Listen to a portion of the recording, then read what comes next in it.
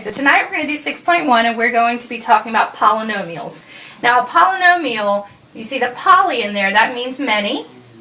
And nomial, loosely, means terms. So we're going to be talking about expressions that have many terms in them.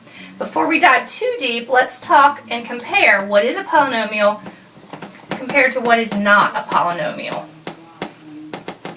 Now a polynomial can be a constant, and I'm going through your notes as well. A constant can be a number, just like the number 2 or the number 4. A constant can also, or a polynomial can also be a constant times a variable, like 5x, but that variable has to be raised up to a positive power. So this is an example of a polynomial.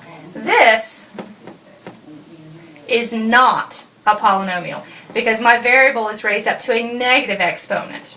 Okay? One other thing you need to know, you can't have your variable on the bottom. So like a 1 over p, that's not a polynomial because as we'll learn as we move forward, this can be rewritten as p to the negative 1.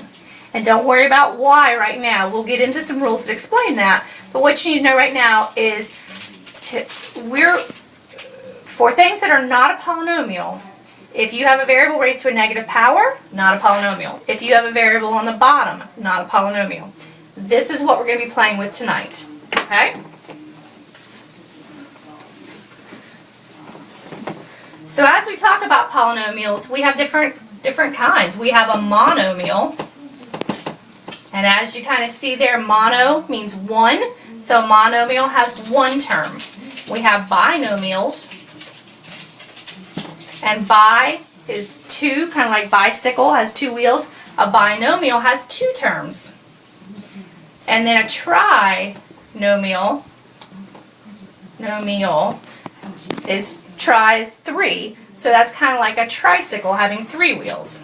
Okay?